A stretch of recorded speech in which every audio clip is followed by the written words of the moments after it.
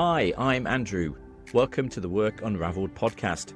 In each episode, we break down a piece of the workplace puzzle, providing practical insights, fresh perspectives, and actionable solutions to help you navigate the ever-changing world of work. And I'm Scott.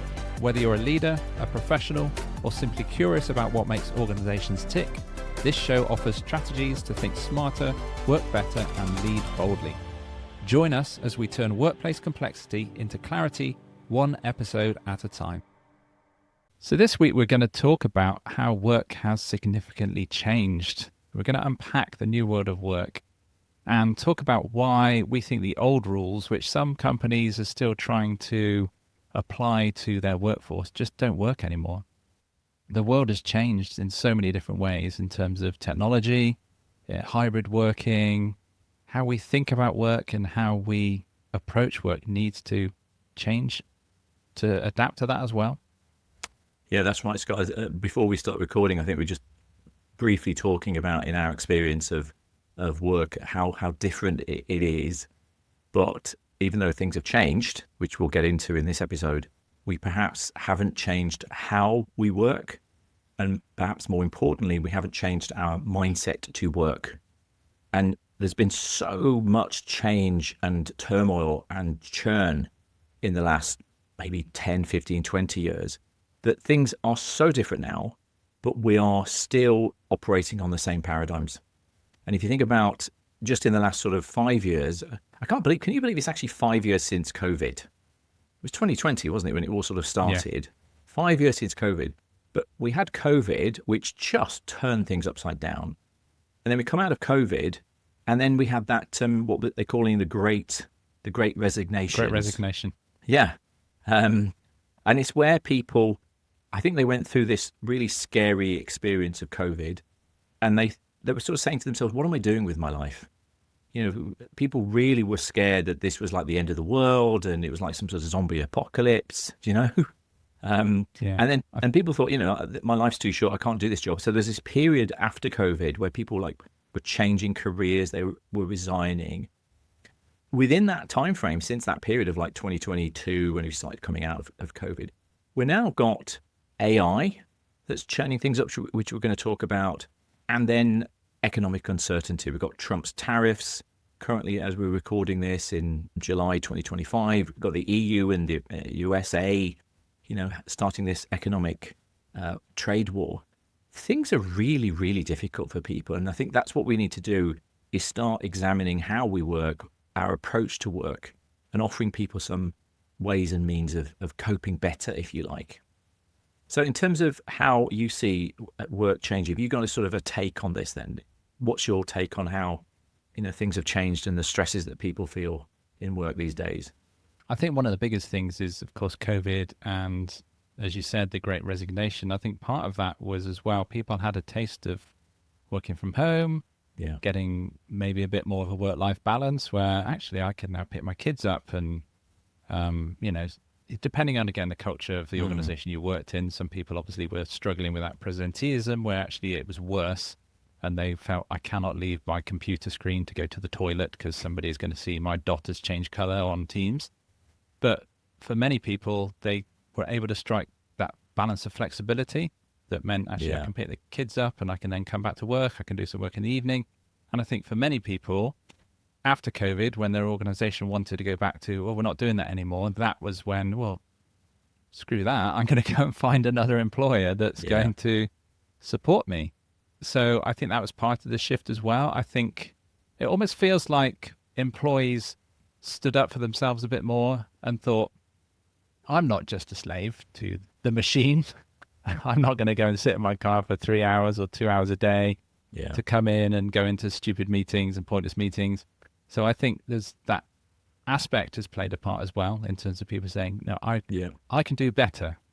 But then that means there needs to be employers out there that can help them do better and can support their employees in a modern workplace in the ways that we've talked about on previous episodes in terms of enabling technology to help them do their jobs better, not lose their jobs, but also not make their jobs more complicated. Having things like well-being support, as we touched on as well, because actually modern life is incredibly pressured and stressful for people. Yes. So there's obviously that line in terms of where does the employee's responsibility start and stop versus the individual's responsibility start and stop. So I think there's a number of things there in terms of all those pressures. And of course, we're also seeing, because people are being expected to do more with less. And also, I think that there seems to be less jobs out there for people. Employers are holding back. In the UK, certainly, we know that the national insurance contributions have had an impact for some companies. I think some companies are waiting to see what happens with AI and how that will affect their workforce. So it's a kind of perfect storm, I think, in terms of lots of things going on, lots of pressures. That's right. And I think, in the UK, certainly, and if anybody's listening to this and they're not in the UK, they may not be aware that in the UK recently, we had a change of government, or it's a year ago now, actually, of course. But the current Labour government increased employers' national insurance contributions. And there is some evidence that the number of jobs being advertised is down. I think it's down lower than at the start of COVID. So there are fewer jobs being advertised. And I think there's a pressure now for employers not to, recruit new people.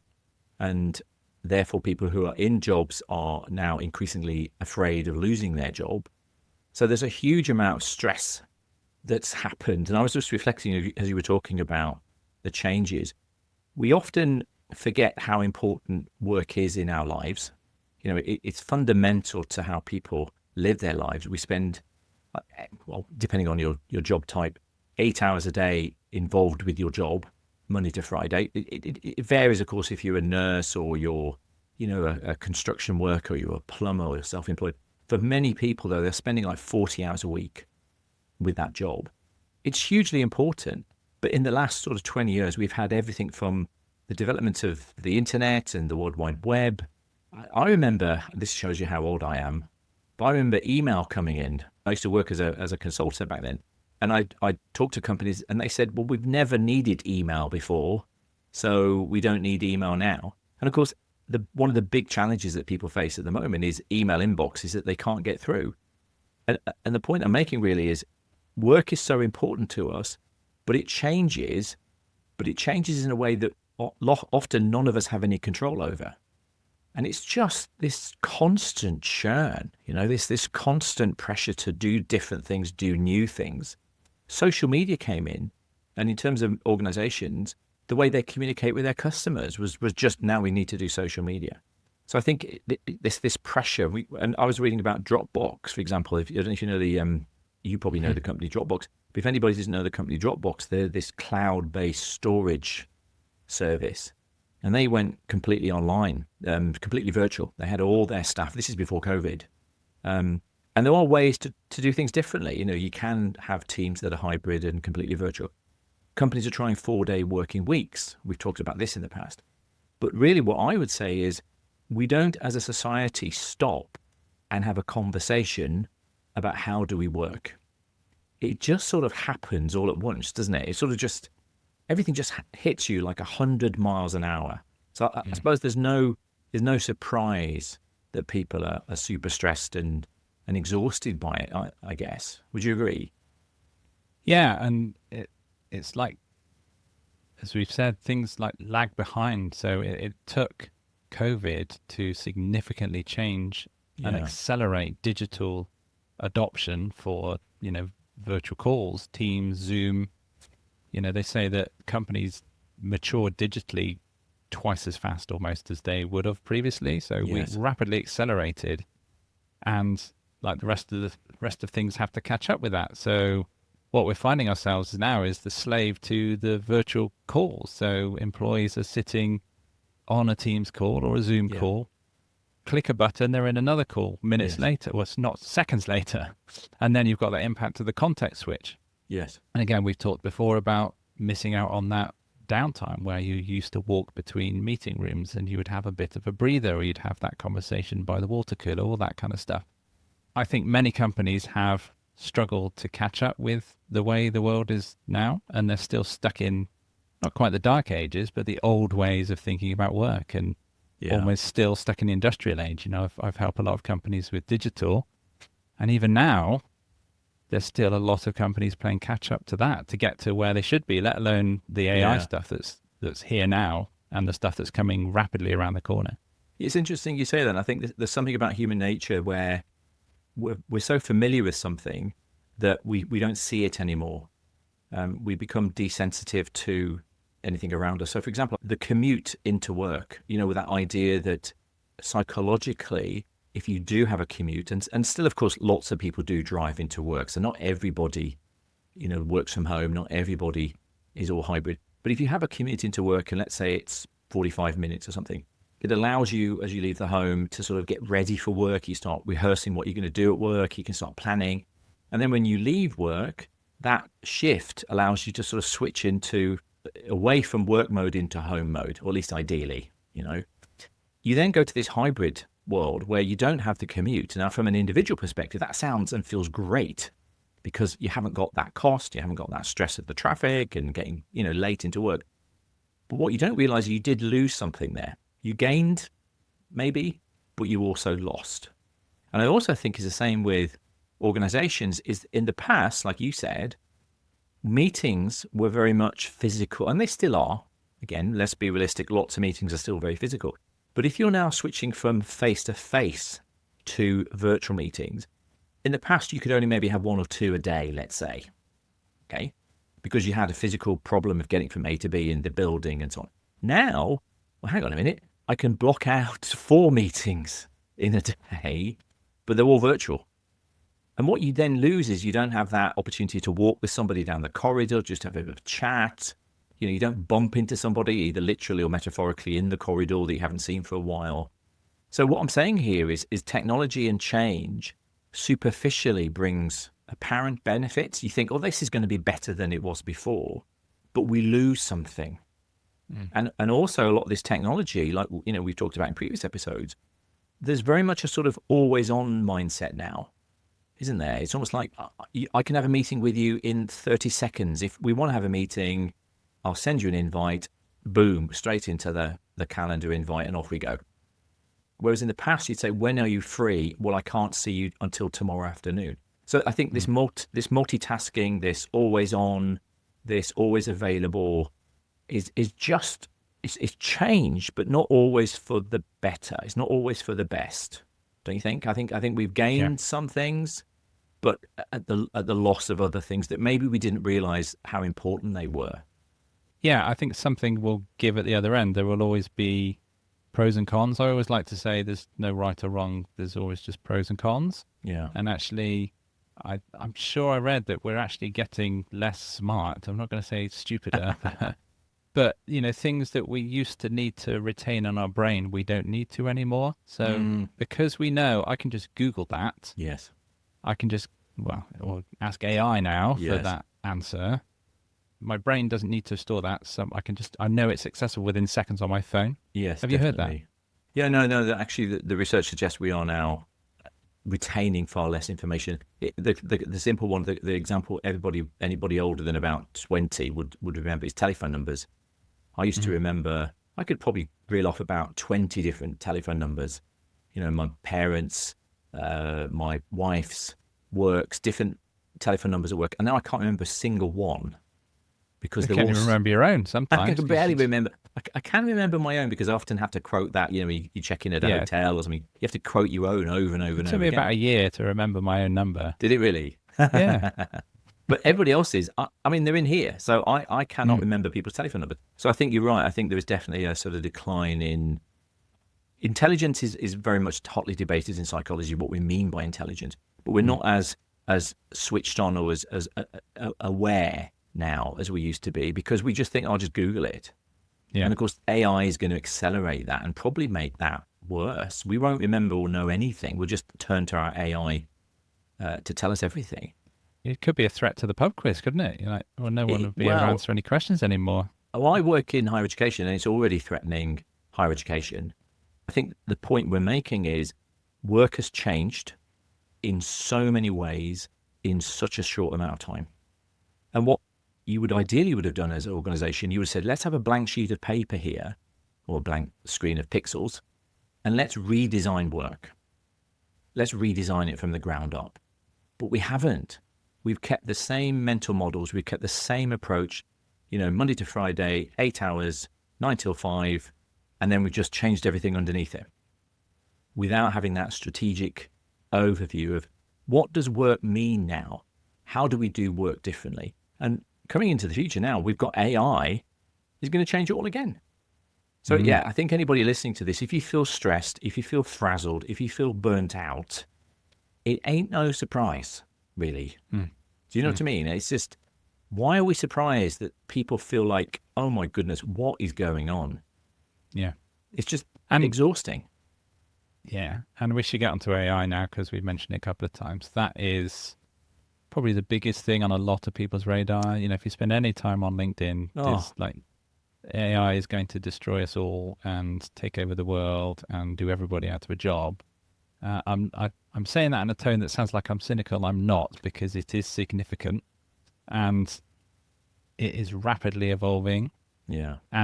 But there's also, as with all these things, as we're talking about, there's downsides to this. So I was reading the other day an article that was saying that recruiters are just getting swamped with applications written by AI. So CVs just, and it's very easy now. You can just go upload the job description to an AI chatbot and say, right, write me a CV that makes me the best candidate for this role based on some extra things you tell it about yourself. And of course, that's then, there's even tools that will automatically submit that application for you. And at the other end, the recruiter has employed AI to review those applications. So what we've got is AI talking to AI. Yeah. The term AI slop being described. Yes. I sent you that cartoon the other day, and for the benefit Yes. of the listeners, it was about the chaos, really, of AI talking to AI. There were two characters, John and Jane. Jane had asked AI to write a report for her boss, John, 30 pages written by AI. She emailed it to John. John's looking at that going, I haven't got time to read 30 pages that Jane's produced. Uploads that to AI and says, AI, summarize this into 5 bullet points for me. So you've literally got AI to AI, and the workers just sat on the outside of that. Well, yeah, and I'm sure John would then say, AI create an email to respond to Jane. Yeah. Then Jane gets the email and probably says, AI, read this email out and shorten it. Nobody's doing any work. And this is where AI could replace us, because let's be honest, a lot of work in organizations, AI can automate that mundane stuff. It can replace a lot of the sort of non-work. I mean, I know you're a big fan of sort of, adding value. So AI can come in and replace all that stuff. That's why I think, as you mentioned, LinkedIn, if anybody's on LinkedIn, I mean, on my LinkedIn feed now, AI is the only topic it seems people are talking about. AI this, AI that, AI the other. And there's a general... And everyone's an AI expert. Oh, everybody's an AI expert, which, I wouldn't claim to be anything, close to being an AI expert. I use AI all the time, as you do, and I think probably most people do these days. And it's a bit of an open secret that we're all using AI to do parts or huge chunks of our work. Now, that again goes back to the point I was making. If AI can come in and replace a lot of what we're doing, what were we doing anyway? We were probably generating froth. I mean, people talk AI slop, which they mean AI generated poor, low quality material. Let's be honest, that's what most people produce most of the time anyway. I mean, how many emails are actually really valuable? How many meetings are really valuable? How many reports that organizations produce are ever read by anybody and are of any use? So yeah, a lot of work, which is what we're talking about, I think, in this episode, a lot of work is made up work. It's filling people's time. It's bureaucracy. Sure, AI can come in and replace that. And it probably will. So that's why people are so anxious about it, because maybe there was this sort of, that story of the Emperor's New Clothes. Everybody realized a lot of what they did wasn't actually that useful anyway. But they were, they're just getting the salary, they're turning up, they're dialing it in, to use that expression. See, AI is going to threaten that, isn't it? In a hopeful sense, AI will come in, do the mundane stuff, and then what organizations in theory should do is they would then exploit human creativity, human empathy, human ability to come up with novel and innovative ideas. I don't think organizations will tend to do that with AI, do you? I think they'll just use it as a way to cut headcount. Yeah, because really it should be freeing us up, and it can do if used correctly, free us up to do the value-added stuff that actually matters. Because, as you said, and we talked about before, a lot of work is wasted bureaucratic Yes. busyness Yes. that delivers little to no value. So Yes. get AI to do that bit, and then you're freed up to do the other stuff. But the worry, as you've said, is there other stuff for people to do? Or have they just not been able to do that for so long that they wouldn't know how to do it anyway because their job has been dealing with the bureaucracy? I think it links back to, again, what we talked about earlier on, is that if you had an organization that could only have one meeting or two meetings a day, which is probably more than they needed to, now you can have 4 or 5. You're forcing people to, I'll use the expression, I'm doing air quotes for people listening, cheat, because you've got so much stuff you've got to achieve. You've got to send so many emails. You've got to read so many emails. You've got to show up and be busy. You've got, people can see whether you're logged in on your computer if you're from hybrid working. So people are going to use AI to do work that you've made them do that didn't add any value. So I'm not surprised people are going to use AI. But again, going back to what we're talking about here, is we've got yet another technology that's come in and has made the workplace just this very stressful, very confusing place to be. So how do we encourage people to sort of cope with this? Because we're going to offer some suggestions over the next few episodes on how to better navigate this crazy world of work. Have you got any sort of suggestions on how people can cope with this crazy world of work that we're in right now? So I think the first thing is trying to bring it back to what matters. And, we've talked on other episodes around delivering value, prioritization, being clear on what our goals are. And this is tied into, is the organization supporting you? Do you know your direction of travel? Do you know what you should be doing?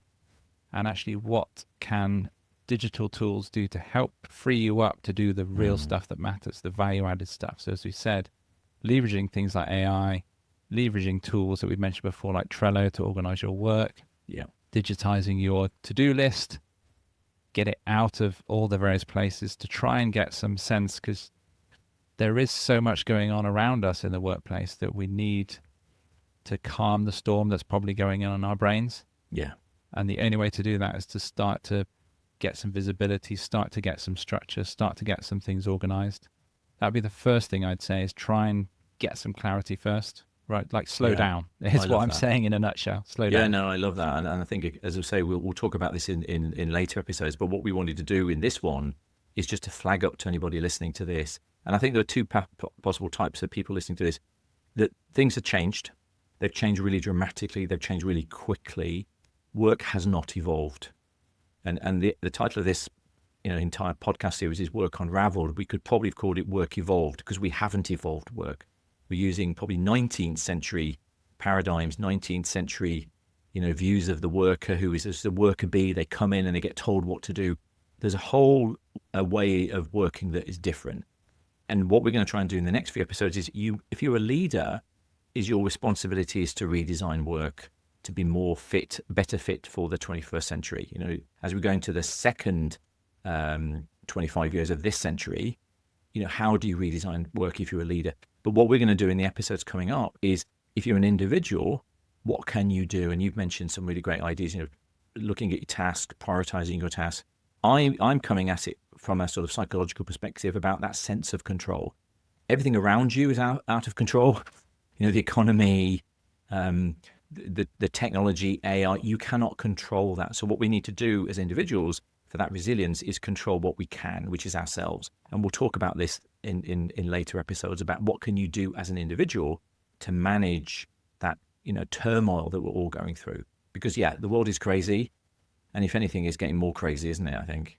Yeah, as we said in the recent episode as well, it's accepting that change is going to happen and is happening around you, and trying not to feel threatened so much by it. And the only way to do that is, as you said, control what you can and realize what is within your control and what isn't. Yeah. And focus on, the things that matter. Completely. Work is broken. For many people, work is broken, the way we work. So what can we do as individuals to cope with this chaos? And that's what we'll do. So next episode, I think we're going to start with winning the morning. So how can you come in and start the day and be more focused, more, secure, and sort of have intentions about how you're going to act that day. So that's what we're going to talk about in the next episode. Thank you for listening to the Work Unravelled podcast. We hope you enjoyed this episode. Be sure to subscribe to the show so you don't miss the next one. If you'd like Andrew or me to help you or your business, whether it is for team productivity, leadership coaching, or communication skills, our website addresses are in the show notes. Thanks, and until the next time.